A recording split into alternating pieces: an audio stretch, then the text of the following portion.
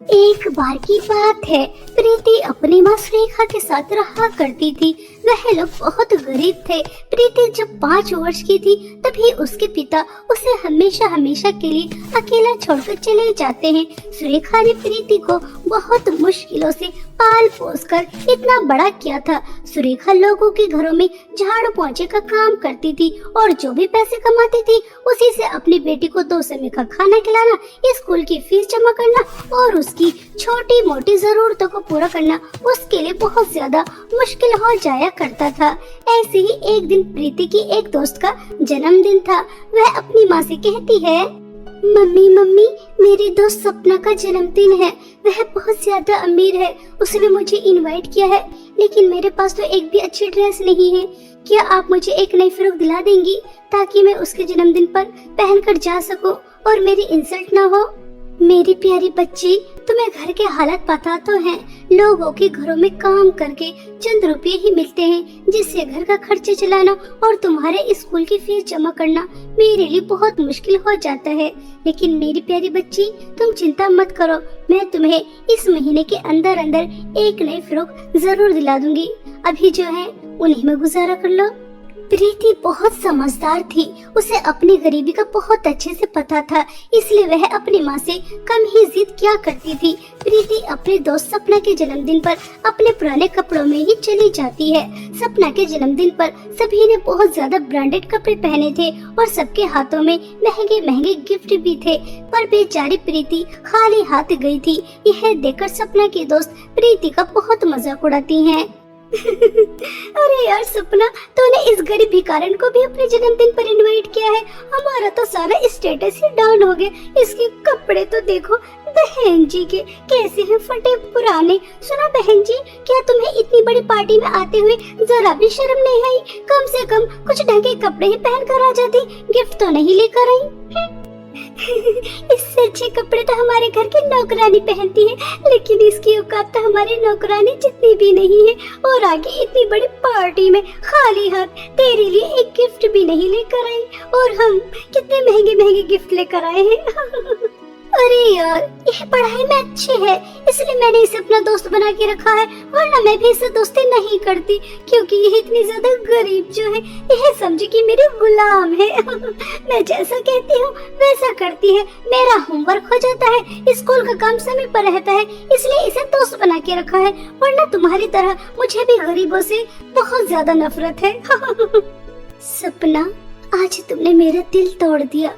मुझे लगा था कि तुम और अमीर लड़कियों की तरह नहीं हो। तुमने मेरी ईमानदारी देखकर, मेरा साफ मन देखकर मुझसे दोस्ती की है, लेकिन नहीं, तुमने तो मुझे अपना गुलाम बना के रखा है, अपना पालतू कुत्ता समझती हो। सपना, एक बात याद रखना, दोस्ती स्टेटस देखकर नहीं की जाती। दोस्ती में प्यार, भरोसा और विश्वास होना चाहिए, लेकिन यह तुम नहीं समझोगी क्योंकि तुम्हें अपने अमीर होने पर बहुत ज्यादा घमंड है। ऐसा कहकर प्रीति रोते हुए घर आ जाती है। प्रीति बहुत ज्यादा फूट फूट कर रो रही थी। तभी प्रीति की माँ प्रीति से पूछती है तो प्रीति अपनी माँ से कहती है, माँ, हम गरीब क्यों हैं? हमारी किस्मत और जैसे क्यों नहीं है? माँ, आपको पता है सपना मुझे अपनी दोस्त नहीं मानती। वह तो बस अपना होमवर्क कराने के लिए मुझसे बात करती है, लेकिन मैं तो उससे अपने सच्चे दोस्त मानती हूँ। हम गरीबों के साथ ऐसा ही क्यों होता है कि हमें उनसे बात करने के लिए उनकी गुलामी करनी पड़ती है? माँ, ऐसी जिंदगी का मैं क्या करूँ? मुझे नहीं चाहिए ऐसी जिंदगी। सुरेखा अपनी बेटी को दिलासा देती है। ऐसे ही कुछ दिन बीत जाते हैं। एक दिन छुट्टी हो जाने के बाद 2 बच्चे फटे पुराने कपड़ों में सपना और उसकी दोस्त के पास आते हैं और उनसे कहते हैं, दीदी दीदी, हमारी मदद करो। हम दोनों भाई बहन ने कुछ भी नहीं खाया, हम भूखे हैं, और अगर हमने किसी से कुछ खाने के लिए मांगा तो उन्होंने हमारी पिटाई भी की। देखो, हमारे सर से खून भी निकल रहा है। कृपया करके आप हमारी मदद करो। छी छी, हटो यहाँ से, दूर हो जाओ। तुम्हारे अंदर से कितनी बदबू आ रही है, और हम क्या तुम्हारी मदद करने वाले नजर आ रहे हैं? हम तुम्हारी कोई मदद नहीं करेंगे। पता नहीं कहाँ से आ जाते हैं भिखारी बच्चे। तुम्हारे माँ बाप कहाँ हैं? लगता है उन्होंने तुम्हें भीख मांगने के लिए बाहर निकाल दिया। चलो जाओ यहाँ से, सारा मूड खराब कर दिया। सपना, बेचारे इन दोनों मासूम बच्चों की तरफ तो देखो, ये कितनी ज्यादा भूखे हैं और इन्हें चोट भी लगी है। क्या तुम्हारे सीने में दिल नहीं है? तुम तो इतने ज्यादा अमीर हो लेकिन दिल के बिल्कुल गरीब। प्यारे बच्चों, मेरे पास तुम्हें देने के लिए ज्यादा नहीं है, ये लो 20 रुपए हैं। सपना यार देख तो, एक भिखारन कैसे दूसरी भिखारियों की चिंता कर रही है। ऐसा कहकर सपना और उसके दोस्त प्रीति का बहुत मजाक उड़ाते हैं, लेकिन प्रीति को उनकी बात का बुरा नहीं लगता और वह दोनों बच्चों की मदद कर कर घर जा रही थी कि तभी उसे रास्ते में एक जख्मी कुत्ता मिलता है। वह दर्द से करहा रहा था। प्रीति उस कुत्ते की मदद करती है। प्रीति, ये तो क्या कर रही है? इस कुत्ते में से कितनी ज्यादा बदबू आ रही है, मक्खियाँ भी भिन भिना रही है। तूने इसे गोद में उठा लिया? छी! सपना, तुम्हें दिखाई नहीं दे रहा? यह दर्द में है, हमें इसकी मदद करनी चाहिए। हमें मुसीबत में आए इंसान हो या जानवर, सभी की मदद करनी चाहिए। यही इंसानियत होती है। और तुम्हें इतनी बदबू आ रही है तो और दूसरे रास्ते से चली जाओ। लेकिन नहीं जाओगी, घर जाने का तो सिर्फ एक यही रास्ता है ना।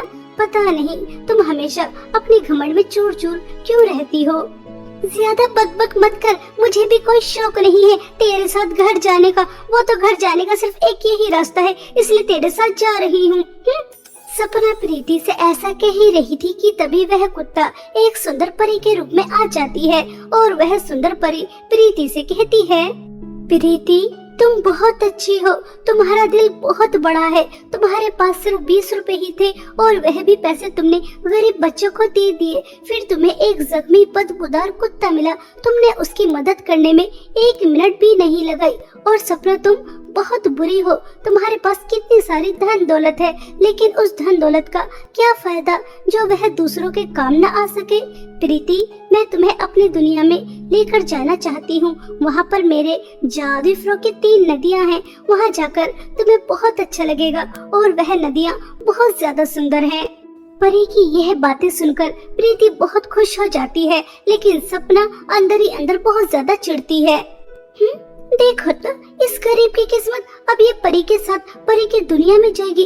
परियों की दुनिया तो कितनी ज्यादा सुंदर होती है और ये परी इसे अपनी जादुई फ्रो की 3 नदियाँ भी दिखाएगी जो कि बहुत ज्यादा सुंदर है। इस गरीब के तो मजे आ गए। परी जी, अगर आप बुरा न मानो तो क्या मैं अपनी दोस्त सपना को भी आपकी दुनिया में लेकर आ सकती हूँ? आपकी जादुई फ्रो की 3 नदियाँ अगर सपना भी मेरे साथ देखेगी तो मुझे बहुत अच्छा लगेगा। ठीक है, अगर तुम अपनी दोस्त सपना को हमारे साथ लेकर आना चाहती हो तो शौक से लेकर आओ, लेकिन एक बात का हमेशा ध्यान रखना, वहाँ जाकर किसी भी चीज का लालच मत करना, वरना उसका अंजाम अच्छा नहीं होगा। वह परी सपना और प्रीति को अपने साथ अपनी दुनिया में ले जाती है। सपना और प्रीति वहां जाकर वहां के सुंदर सुंदर नजारे देखकर बहुत खुश होती हैं। सपना और प्रीति को परियों की जादुई फ्रो की 3 नदियां नजर आती हैं।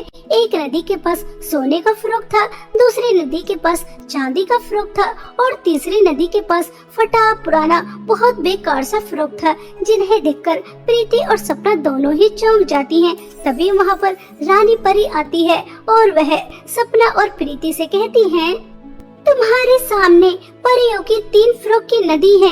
अगर तुम जादुई तीसरी नदी का फ्रॉक पहनती हो तो तुम एक ऐसी दुनिया में पहुंच जाओगी जहां पर लोगों को मदद की जरूरत है। वहां जाकर तुम उनकी सेवा करोगी, लेकिन उसके बदले तुम्हें कुछ भी नहीं मिलेगा। और अगर तुम जादुई सोने और चांदी की नदी के फ्रॉक पहनती हो तो तुम्हें बहुत सारी धन दौलत मिलेगी। अब तुम्हारे हाथ में है कि तुम परियों की जादुई फ्रॉक की कौन सी नदी का कौन सा फ्रॉक पहनना चाहती हो। परी जी, मुझे आपकी जादुई तीसरी नदी का फ्रॉक चाहिए ताकि मैं मुसीबत में आए लोगों की मदद कर सकूं। मुझे धन दौलत का लालच नहीं है, मेरे पास जो भी है मैं उसी में खुश हूँ।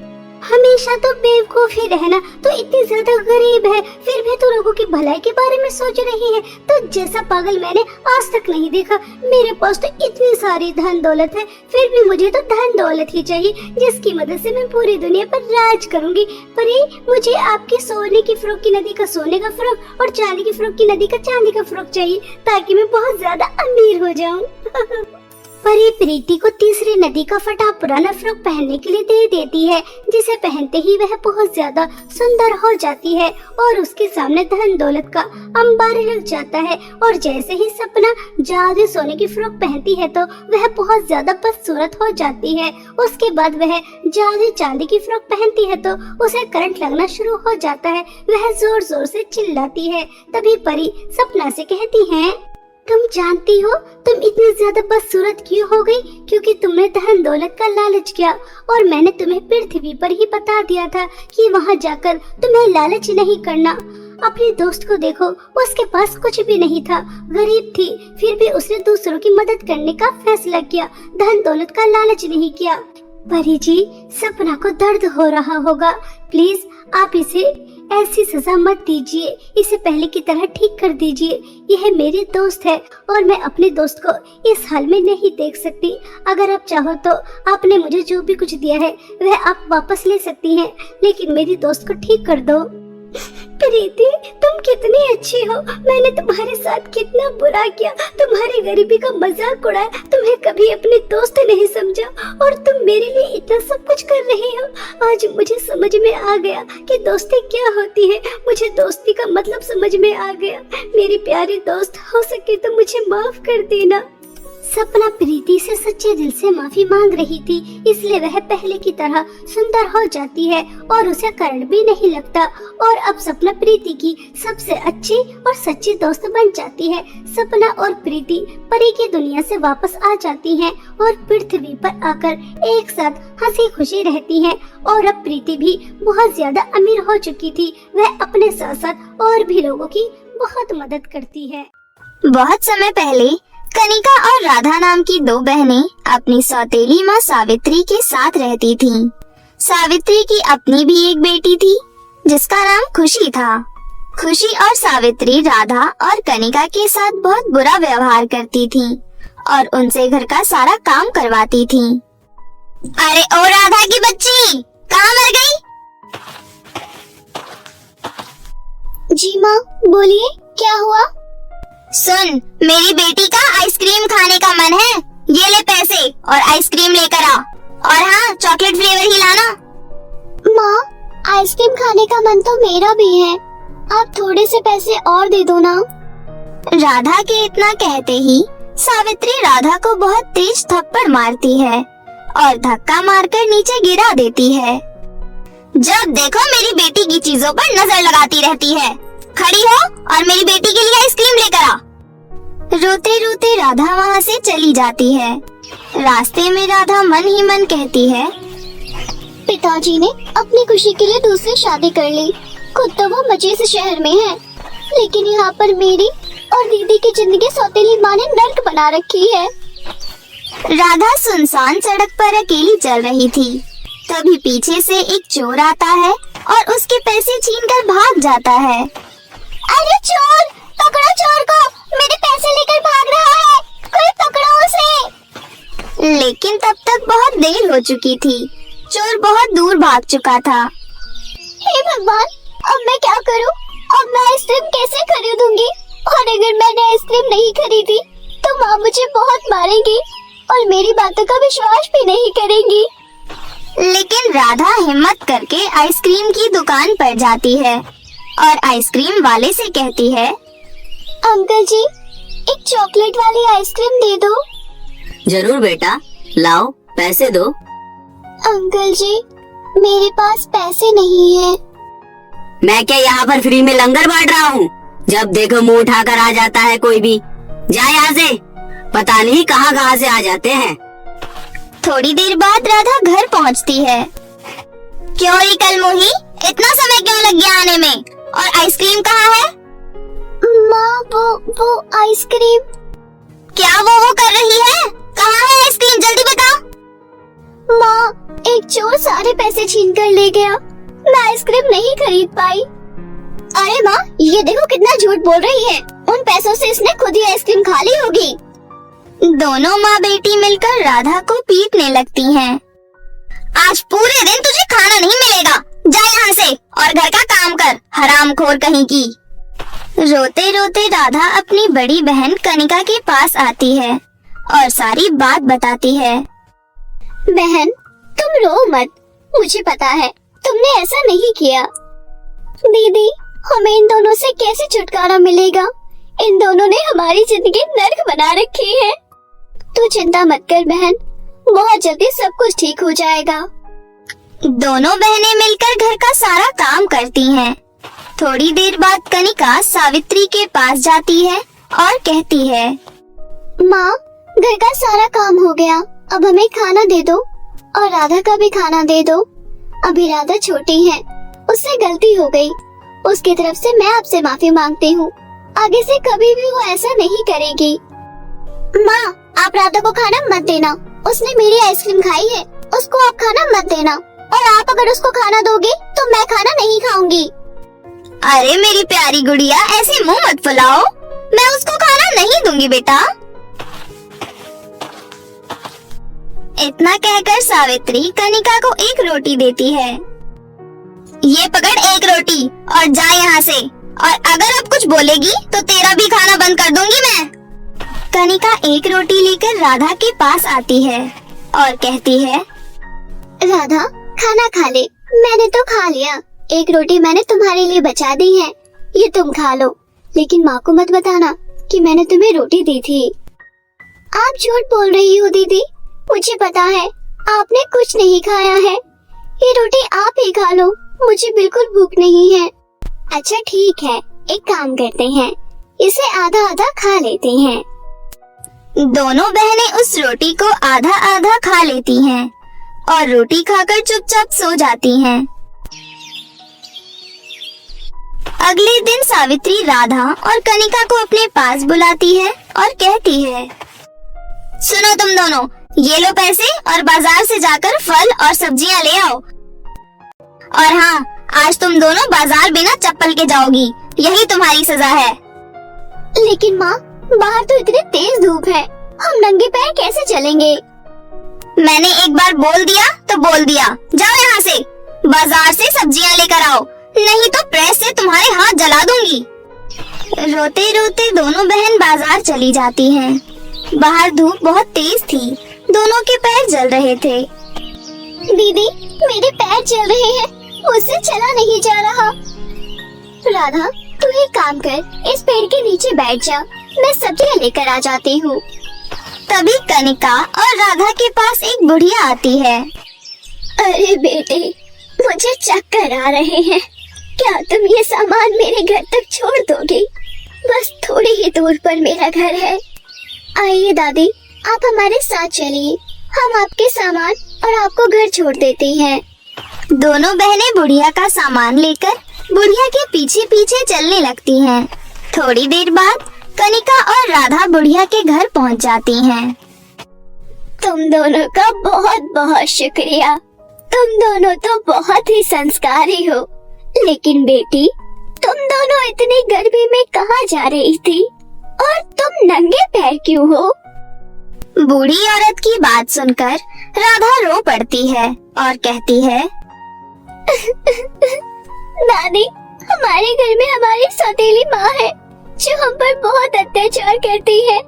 आज तो उन्होंने हद ही कर दी, हमें नंगे पैर इतनी धूप में बाजार में सब्जी लाने को भेज दिया। हे भगवान, तुम्हारी सौतेली माँ तो बहुत ही दुष्ट औरत है। ऊपर वाला ऐसी सौतेली माँ किसी को ना दे। लेकिन तुम दोनों चिंता मत करो, मैं तुम्हारी मदद करूँगी। उसके बाद वो बूढ़ी औरत उन दोनों को एक नदी के पास ले आती है। बेटी, ये सोने और चांदी की चूड़ियों की नदी है। हे जादुई नदी, इन दोनों बहनों की मदद करो। तभी उस नदी से सोने और चांदी की चूड़ियाँ बाहर निकल कर आती हैं। बेटी, तुम ये चूड़ियाँ रख लो, ये सोने और चांदी की जादुई चूड़ियाँ हैं। ये तुम्हारी हर मुसीबत में मदद करेंगी। उसके बाद दोनों बहनें चूड़ियाँ लेकर अपने घर चली जाती हैं। अब जब भी सावित्री राधा और कनिका को मारती थी तो राधा और कनिका बहुत हंसती थी। उन दोनों पर मार का कोई असर नहीं होता था और अब वो दोनों अपनी सौतेली माँ से खाना भी नहीं मांगती थी। वो दोनों सोने और चांदी की चूड़ियों से ही खाना मांगती थी और सोने और चांदी की जादुई चूड़ियों की मदद से घर का सारा काम भी कर लेती थी। माँ, आप देख रही हो ना, आजकल ये दोनों बहनें कुछ ज्यादा ही खुश रहती हैं और अब तो आपसे खाना भी नहीं मांगती और तो और घर का काम भी बहुत जल्दी कर लेती है। हम दोनों इन्हें कितना मारते हैं लेकिन कोई असर ही नहीं है इन दोनों पर। मुझे लगता है कुछ न कुछ गड़बड़ जरूर है। आज से हम दोनों इन दोनों पर नजर रखेंगे। दोनों माँ बेटी छुपकर राधा और कनिका पर नजर रखने लगी। एक दिन राधा और कनिका सोने और चांदी की चूड़ियों से खाना मांगती हैं, तो वो सब सावित्री और प्रिया देख लेती हैं। अरे माँ, इन दोनों के पास तो सोने और चांदी की जादुई चूड़ियाँ हैं। माँ, ये चूड़ियाँ मुझे भी चाहिए। इसके बाद सावित्री और खुशी राधा और कनिका के कमरे में जाती है और उनसे चूड़ियाँ छीन लेती है। इसके बाद खुशी और सावित्री अपने हाथों में चूड़ियाँ पहन लेती हैं, लेकिन चूड़ियाँ पहनते ही उन दोनों को बहुत तेज करंट लगता है। अरे माँ, इन चूड़ियों में तो करंट आ रहा है। बचाओ, कोई बचाओ मुझे। राधा, कनिका, बेटियों मुझे माफ कर दो। हमने तुम्हारे साथ बहुत गलत किया है। रोको ना इनको। सोने और चांदी की जादुई चूड़ियाँ, इन्हें माफ कर दो, इन्हें छोड़ दो। राधा के इतना कहते ही सावित्री और खुशी के हाथों में से चूड़ियाँ निकल जाती हैं। हमें माफ कर दो बेटी, हम आज के बाद तुम्हारे साथ बहुत अच्छा व्यवहार करेंगे। उस दिन से खुशी और सावित्री दोनों राधा और कनिका से अच्छा व्यवहार करने लगी। अब सभी मिलजुल कर हंसी खुशी रहने लगे।